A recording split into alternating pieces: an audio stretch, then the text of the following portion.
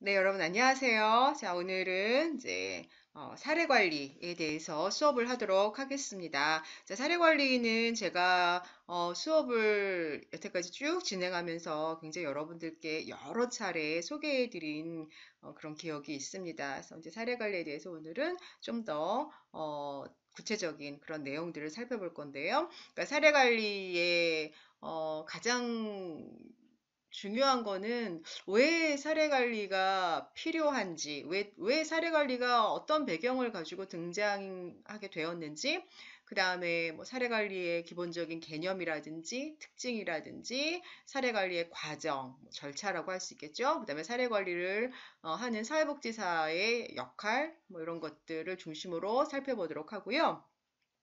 그 다음에 이제 물론 우리 책에는 없습니다만, 이제 공공 영역에서 이루어지는 사례 관리, 가 하나 있어요. 그게 이제 희망복지지원단이라고 하는 이제 그 사례관리 체계에 대해서도 살펴보도록 하겠습니다. 자, 우선 제가 여기다 이제 이 똑같은 사례는 아니고요. 좀 비슷한 사례가 유튜브 동영상에 있길래 제가 하나 링크해 놨습니다. 여러분들 한번 보시면 될 것 같고요. 일단은 다음의 사례를 한번 읽어보고 우리가 이 사례에 대해서 어떻게 접근할 것인지에 대해서 여러분들도 한번 고민을 해보시기 바랍니다. 어, 이제 달동네 홀로 거주하시는 할머님이 계셔요. 할머님이 이제 폐지나 이제 빈병을 모아서 이제 스스로 가까스로 생활을 유지해 오시고요. 이제 할머니는 이제 차상위층이시라고 합니다. 근데 어느 날 이제 할머님이 넘어지신 거예요. 그래서 누워 계셔요. 그래서 할머니는 워낙에 이제 노환도 있으신 데다가 이제 허리 부상도 있게 되신 거죠. 근데 가족이 없으세요. 그래서 할머니가 여러 가지 도움을 필요로 하고 있습니다. 이제 더군다나 이제 할머님이 빈병이나 폐지를 주어서 생활을 하고 계시는데 일을 할 수 없기 때문에 이제 생활비도 물론 없고요. 차상위층이기 때문에 기본적인 생계 지원이 되고는 있긴 하지만 있다고 해도 이제 할머님이 그것을 쓸 수 있는 형편이 되시지 못하는 거죠. 움직이지 못하고 계시니까. 그래서 당장 이제 끼니라든지 집안일이라든지 병원에 가는 거라든지 여러 가지의 문제들을 지금 현재 경험하고 계십니다. 이제 더군다나 이제 예전부터 가지고 있던 질환으로 인해서 아주 그냥 기본적인 필수적인 그런 일상생활 자체가 힘든 상황에 있습니다. 그래서 아마도 이 할머님이 이제 워낙에 연로하시기 때문에 여러 가지 치료를 받으신다 하더라도 독립적인 생활이 가능할까? 이제 사회복지사는 이제 그렇게 고민을 하고 있습니다. 그래서 여러분들도 한번 생각을 해보세요. 그러면은 이런 경우에 할머님에게 정말 필요한 것이 무엇인가? 한번 고민을 해볼 필요가 있겠죠. 우리가 사회복지사로서. 그래서 어떤 서비스를 제공을 하는 게 좋을지. 이제 기본적으로, 생계가 이렇게 넉넉지 않은 어려운 상황에 놓여 계신 분이잖아요. 그래서 생활비도 물론 부족할 거다. 또 의료비도 많이 나올 텐데. 근데 이제 그런 것들이 이제 수급권이시기 때문에 이제 차상위 계층도 이제 생계 지원을 해주시기 때문에 가지고 있다고 해도 실은 이제 앞서서 얘기했지만 할머님이 스스로 이제 거동 자체가 지금 쉽지 않은 상황에서 그런 것들을 뭐 병원을 다니신다거나 뭐 생활비가 있어서 여러 가지 것들을 생활에 필요한 것들을 이제 장을 봐가시면서 사시기 힘든 상태다라는 거 알고 있습니다. 그리고 앞서서 이제 병원 치료를 받는다 하더라도 과연 할머님이 독립적 생활이 가능할 것인가 이제 계속 고민을 하고 있는 상태예요.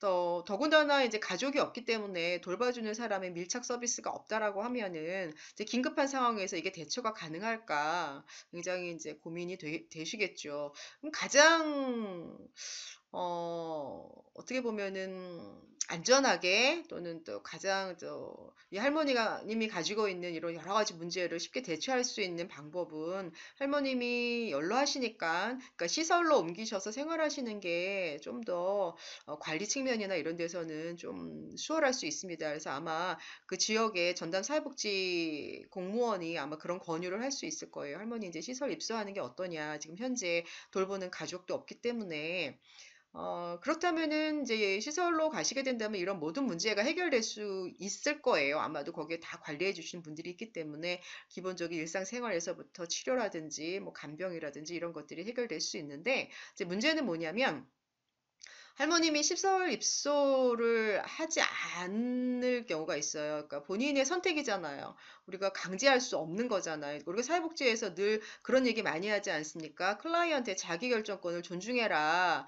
이제 그런 것들이 여기에도 해당이 될 수 있습니다. 우리가 사회복지 공부하면서 이제 사회복지사가 이것이 가장 어떻게 보면은 합리적인 해결책임에도 불구하고 우리는 클라이언트의 의사를 존중해서 결정을 내려야 한다라고 하는 이제 그런 가치, 윤리 이런 거 배울 때 여러분들 많이 고민했던 문제 아닙니까? 그래서 할머님이 그런 것들을 원하지 않을 때 할머님의 자기결정권을 존중을 해드릴 필요가 있어요. 그래서 그렇다면 시설 입소를 하지 않고 본인이 사시던 곳에서 살기를 희망할 때 자, 할머님께 요구되는 서비스들을 우리가 한번 쭉 목록화해 볼 필요가 있겠죠. 그래서 어떤 것들이 요구되나요?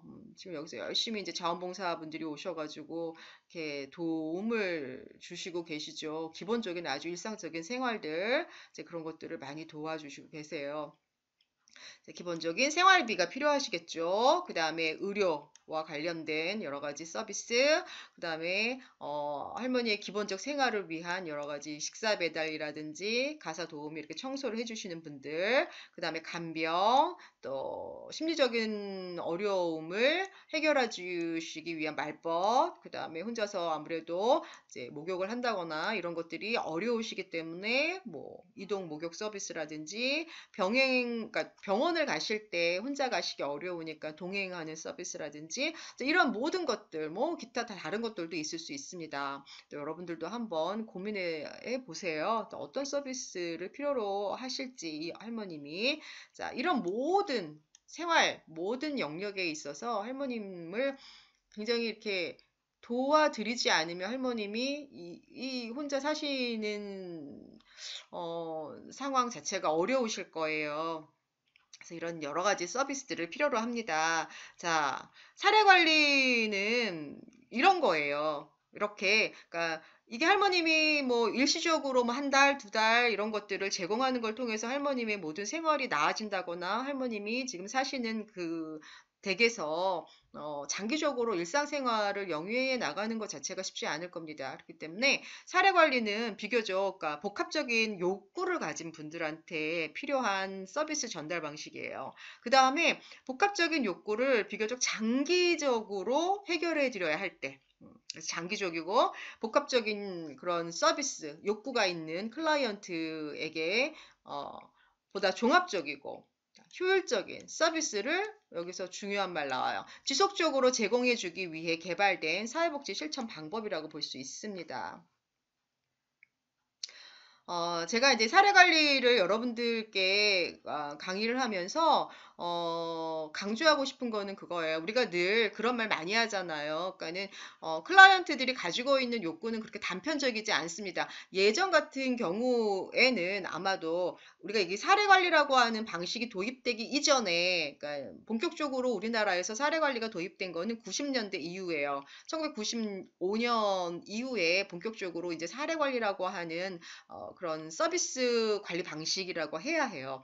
그런 것들이 도입이 되었는데요. 그 이전에는 어찌 보면은 이제 기관에서 공급자 중심의 우리 기관은 이러이러한 서비스를 줄 수 있으니 서비스를 요구하는 분들은 우리 기관으로 찾아오셔서 서비스 받으세요라고 하는 어찌 보면 굉장히 공급자의 일방적인 서비스 제공 방식이라고 볼 수 있습니다. 자, 근데 이게 뭐가 문제가 되냐면 그러니까 예전 같으면 만약에 할머님에게 제공되는 서비스는 우리 기관이 할 수 있는 건 뭐예요? 뭐, 여러 가지 뭐 경제적인 후원이라든지 그 다음에 뭐 쌀이라든지 이런 거를 제공을 해준다든지 아니면 또 할머님이 우리 기관에 오시면 뭐 상담 같은 걸 받으실 수 있겠죠? 뭐 이런 것들입니다. 그것만 받으신다면 할머님이 가지고 있는 이런 일상생활을 해나가는 데 필요한 것들이 해결이 되나요? 전혀 그렇지 않아요. 그래서 예전에 그런 서비스를 제공하는 그런 방식, 그러니까 기관이 해줄 수 있는 역량 안에서 제공되는 그런 공급자 제공 방식의 서비스는 클라이언트들이 가지고 있는 그런 욕구를 해결해 줄 수가 없어요. 왜냐? 클라이언트들이 가지고 있는 욕구는 굉장히 복합적인 욕구예요. 많아요, 욕구가. 여기서도 할머님의 욕구는 의료, 생계, 간병, 뭐, 그 다음에 집안 청소, 식사, 뭐 심리적인 거, 뭐 병원, 뭐 너무 많잖아요. 이런 복합적인 욕구를 기관의 공급자 중심의 서비스 전달 방식으로는 해결해 줄 수 없어요.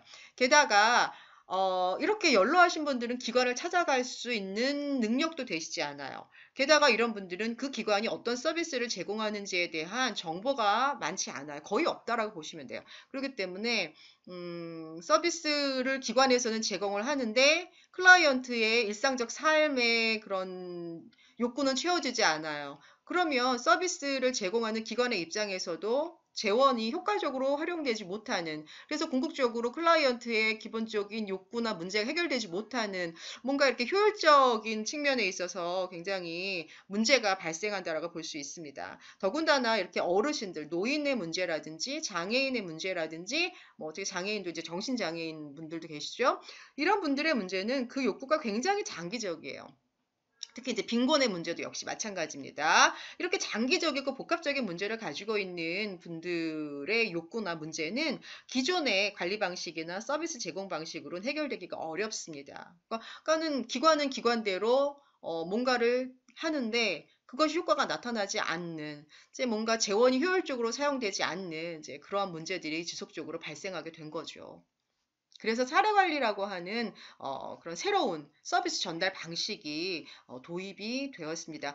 미국 같은 경우가 이제 이 사례관리가 굉장히 체계적으로 잘 도입된 나라예요. 그래서 미국 같은 곳에서는 1980년대 이후부터 사례관리의 이 전달 방식이 굉장히 본격화되어서 전달되기 시작했고, 우리나라는 비교적 거의 한 15년, 20년 이후에 이 관리 방식이 도입이 되어서 지금 현재 여러 기관, 사회복지 관련 기관에서 제공하는 모든 서비스 제공 방식이 이렇게 사례관리다라고 하는데, 사례관리에 대해서 쭉 다시 한번 그 개념들, 이제 중요한 내용들 짚어보도록 하겠습니다. 자, 사례관리는 복잡한 여러 가지 문제, 또 여러 가지 장애라고 할 수 있죠. 가지고 있는 클라이언트가 적합한 형태라고 하는 거는 그거예요. 필요로 하는 욕구를 적합한 형태라고 하는 거는 뭐 내가 만약에 생계 지원이 필요하고 주거 지원이 필요하고 의료 지원이 필요하고 정서 지원이 필요하면 그것들을 맞춰서 해준다라고 하는 거예요. 그래서 흔히 그런 말 많이 하잖아요. 맞춤형 서비스를 준다. 맞춤형 서비스들을 제공을 하는데 한두 가지가 아니라 여러 가지 두루두루 제공한다. 그래서 우리가 사례 관리 얘기할 때 많이 나오는 용어 중에 하나가 맞춤형 통합 서비스. 이런 얘기 많이 하는 거예요. 그래서 이게 적합한 형태예요. 그 필요로 하는 것들을 잘 짜 맞춰서 여러 가지 두루두루 받을 수 있는 그런 통합적인 서비스를 제공을 한다. 공공기관뿐만 아니라 민간기관 또는 공식적인 자원뿐만 아니라 비공식적 자원의 연계, 협력을 통해서 적합한 형태로 서비스를 제공하는 방식이다. 그 다음에 적절한 시기에, 그것도 마찬가지로 적절한 시기에 그들이 필요로 하는 모든 서비스를 받을 수 있도록 보장하는 사회복지 서비스 관리 방식이 사례 관리다라고 볼 수 있습니다. 그 다음에 그러자니 앞서도 얘기했지만 기관이 줄 수 있는 공급자 중심의 서비스, 기관이 줄 수 있는 거에 하나여 서비스를 제공하는 게 아니라 기관의 역량 밖의 것들은 어때요? 클라이언트가 요구를 하는데 기관의 역량 밖이다. 그러면 지역사회 내에 필요로 하는 서비스를 발굴하여서 연결시켜주는 거잖아요. 자원을 연결시켜주는 그런 관리 방법이에요. 왜? 요구하는 서비스는 굉장히 다양하고 포괄적이에요. 복합적이라고 얘기했잖아요. 근데 기관의 능력은 어느 정도 한계가 있어요. 주지 못하는 것들이 많아요. 뭐 의료 서비스라든지 뭐 이런 것들은 안 되잖아요. 그런 경우에 그것들을 받을 수 있게끔 연계하는 관리 방식이 사례 관리입니다. 그 다음에 여러 가지의 요구들을 조기에 적절히 대응하는 거예요. 그래서, 우리가 이 사례 관리를 만약에 이제 지금 하고 있다. 이제 앞서 이제 할머니 같은 경우에 할머니를 어떤 사회복지사가 사례 관리를 한다라 그러면 주기적으로 할머니를 방문을 해요.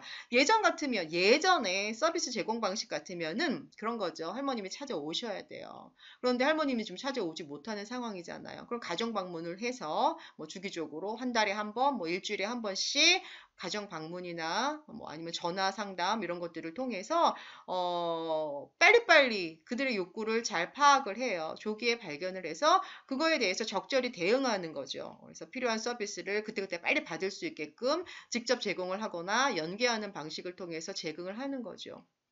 그래서 할머님이 지역사회 안에서 소외되지 않고 살 수 있게끔 하는 지역사회 내의 보호 체계를 만들어주는 거예요. 그래서 서비스를 관리하고 조정하고 연계하고 전반적으로 할머님이 안정적으로 지역사회 안에서 보호를 받을 수 있게끔 하는 이제 그런 관리 방식을 우리가 사례관리다라고 할 수 있습니다. 사례관리 사업에 대해서 여기 뭐 쭉 한번 읽어보시면 될 것 같고요. 요거와 관련돼서 자세한 사항은 또 뒤에 다시 설명드리도록 하겠습니다. 자, 사례관리라고 하는 거는 굉장히 새로운 용어는 아니죠, 여러분.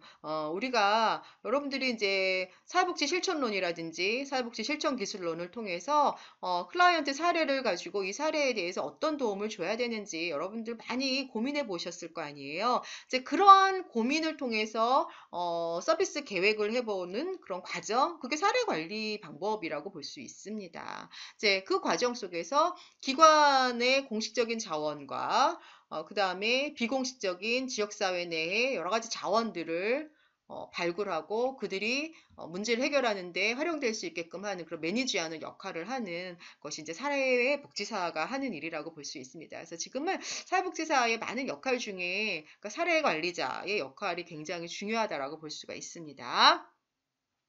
자, 그래서 이제 이 사례관리의 목적에 대해서 다시 한번 짚어보도록 할게요. 보호의 연속성을 보장한다. 이거는 계속 지금 얘기했죠.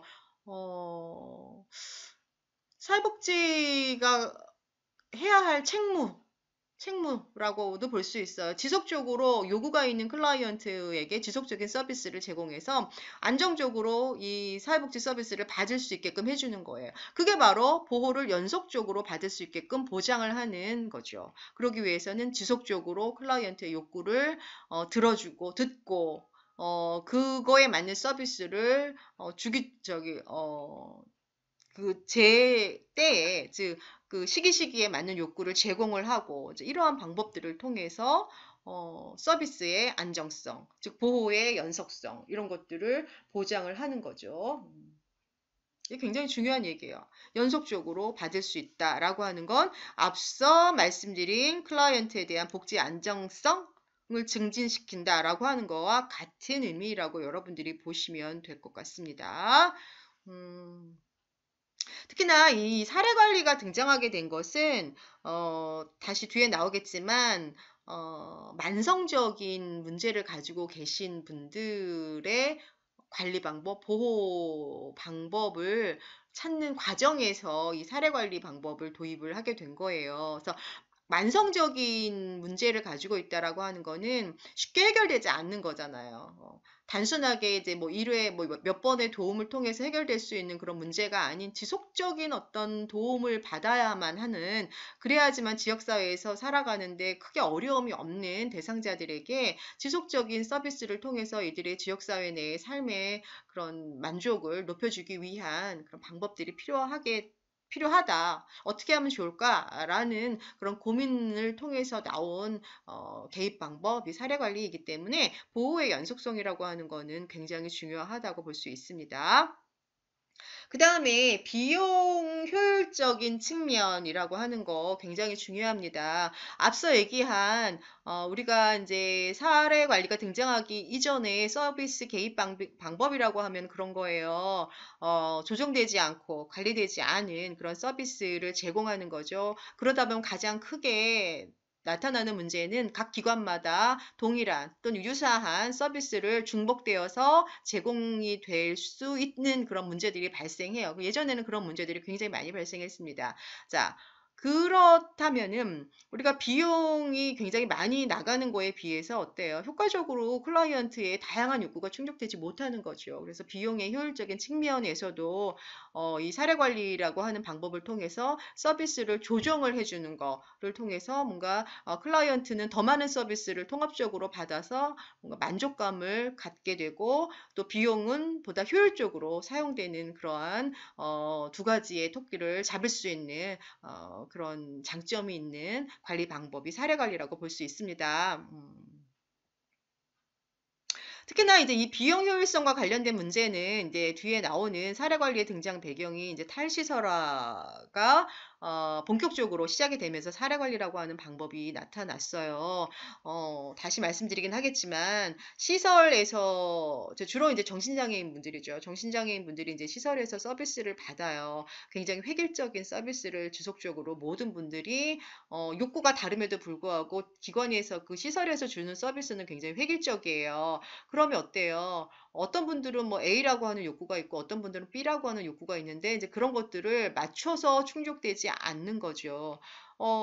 그러면 실질적으로 이분들이 재활, 그쵸. 지역사회에 나가야 할 텐데, 그런 재활에는 크게 도움이 되지 않는 거예요. 어떤 분들은 직업과 관련된 욕구가 더 많은 분들이 있을 텐데, 있고 또 어떤 분들은 뭐 일상생활을 하는데 필요한 기술을 훈련받는 게 더 많은 욕구가 있는 분들이 있는데 뭐 동일하게 뭐 심리사회적인 지원을 계속 받는다라고 하면은 이들의 지역사회 재활에 크게 도움이 되지 않아요. 하지만 기관은 기관대로 계속 지속적인 재원을 쓰고 있는 상황이죠. 하지만 그들의 궁극적인 지역사회 내의 재활은 그닥 효과적이지 않는 이제 그런 문제가 발생하는 거죠. 자, 그렇다면은 이들이 지역사회로 나가서 지역사회 안에서 이런 지속적인 보호를 받는 체계를 만드는 걸 통해서 필요한 욕구를 개개인별로 맞춰서 제공을 하는 게 훨씬 더 효과적일 뿐만 아니라 비용적인 측면에서도 절약이 되는 부분들이 있습니다. 그래서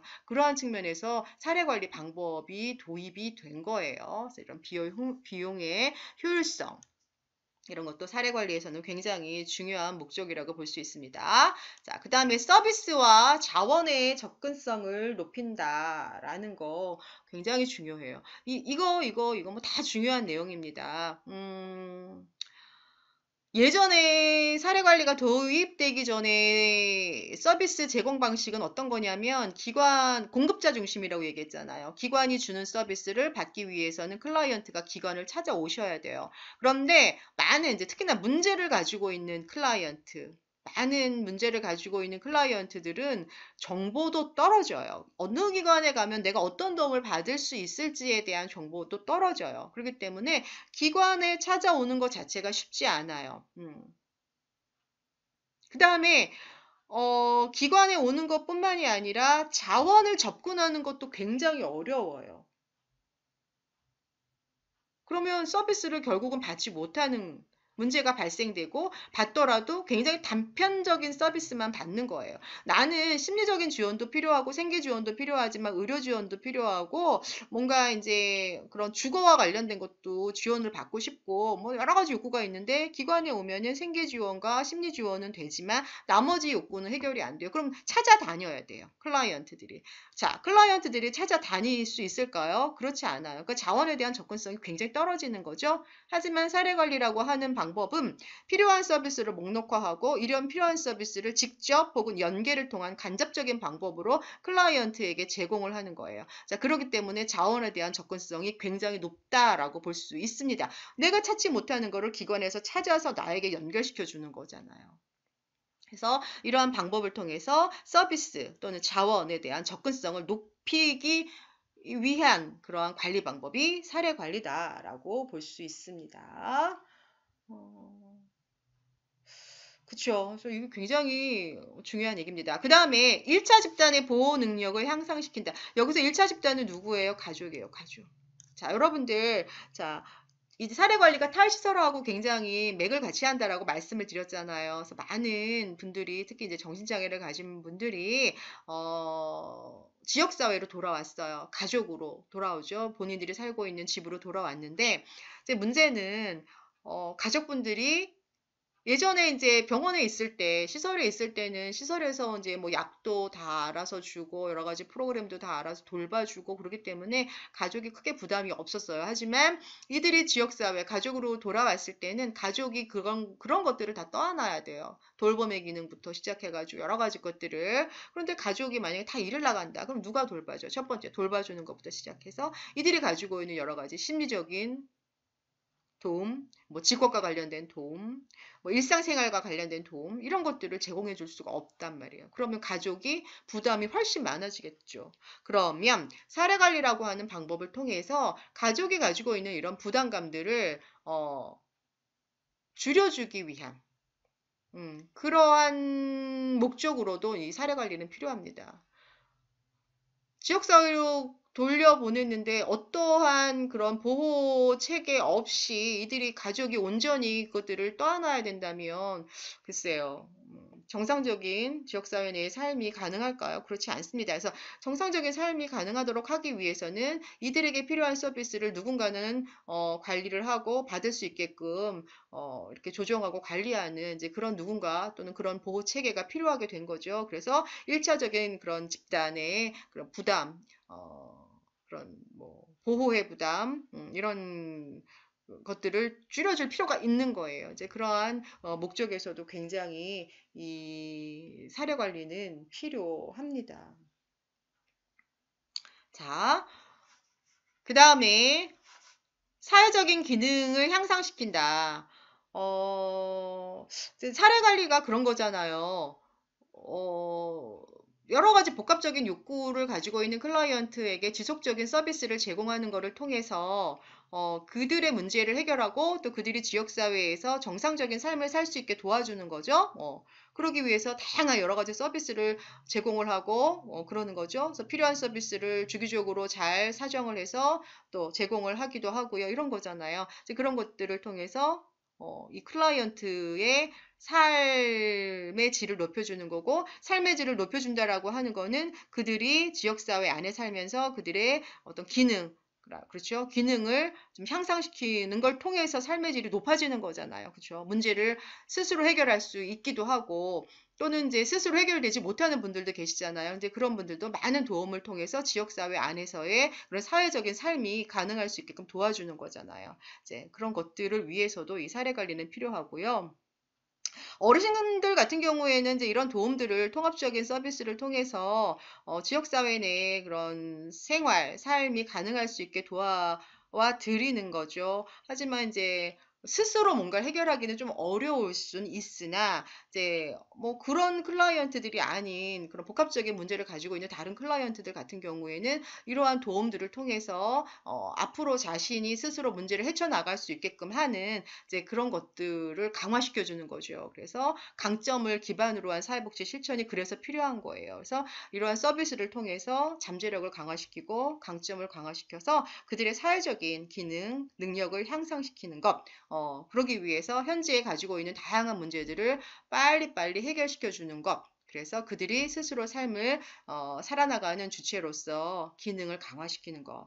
그러기 위해서 사례 관리가 필요한 거라고 볼 수 있습니다. 자, 이 목슬레이라고 하는 분은 이제 사례 관리를 공부하면은 굉장히 많이 나오는 분이에요. 그래서 이 사례 관리에 대한 책도 쓰시고 이제 그런 분이에요. 그래서 이제 그런 분이 사례 관리에 대한 이제 기본적인 정의를 이렇게 간단하게 해놨습니다. 자, 그냥 읽어주시면 굉장히 도움이 되죠. 앞서 제가 설명했던 그런 내용들이기도 합니다. 자, 서비스와 자원을 이용하는 데 있어서 가능한 클라이언트 자신의 생활 기술을 증진시키는 거 앞서 얘기했죠. 사회적 기능을 향상시킨다. 그죠? 그 다음에 효과적인 방법으로 서비스 및 지원이 이루어지도록 돕는 거예요. 그래서 서비스를 지속적으로 제공한다거나 서비스나 자원에 대한 접근성을 높인다거나 이런 것들이죠. 그래서 서비스를 제공함에 있어서의 그 서비스의 효과를 보다 증진시키는 것, 이것이 사례관리다라고 얘기했습니다. 자, 이러한 방법을 통해서 서비스의 효과성이 증진될 뿐만 아니라 서비스의 효율성 이런 것들도 증진될 수 있다라고 볼 수 있습니다. 그래서 목슬레이가 이렇게 간단하게 사례 관리에 대해서 정의를 내렸습니다.